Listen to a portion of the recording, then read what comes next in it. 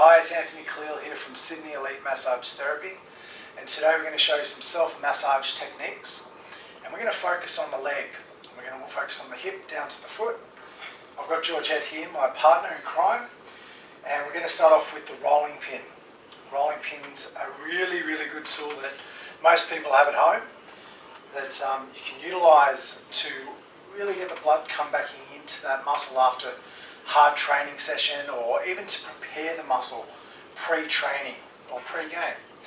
It's very important that the rolling pin has fixed handles, but you've still got that movable, thick piece of timber in between. Georgette's working on the quads at the moment, the quadriceps, and the upper thigh.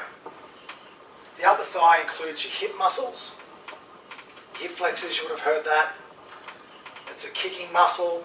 The hip flexors are used in sprinting and kicking, and your quadriceps are also there as well. Georgette is now working on her tensor fascia lata, most people call it the TFL. That muscle's in the side of the upper hip, very small muscle, and it actually helps to form your ITB, which is the iliotibial band.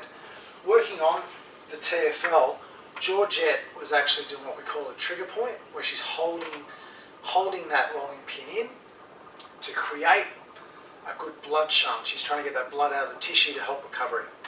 She's now working down the ITB, which is a long band, and that long band, if tight, can change what's going on in your knee joint and can create what some people call runner's knee as well. So it's important to keep that muscle nice and loose, the TFL that is, and also that iliotibial band. After going on to the outside of the leg, Georgie's now moved into the inside of the leg, or the adductors, or the groin muscles. The inside of the thigh is really important in most sports. In football it's really important because you tend to pass with the inside of the thigh. And obviously sideways lateral movements are very important as well. There's many muscles in that inside of the thigh, so it's good to work all the way from the inside of the knee right up into the groin. Moving down now into the hamstrings. The hamstrings are the back muscles of the upper thigh. Georgie will move from almost where her bottom bone is, right down to just before she gets to the divot in her knee, that divot at the back of the knee joint. It's really good to actually use the rolling pin because you can use your body weight to actually create a good amount of force into the muscle fibers. Georgie's pulling herself up as she's using that rolling pin. Now moving down into the calf muscles.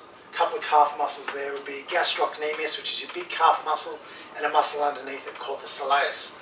Both of those muscles join together and make the Achilles tendon, which then comes down into the foot. Beautiful. Okay guys, we're going to show you a couple of other tools in a moment. Back in a sec.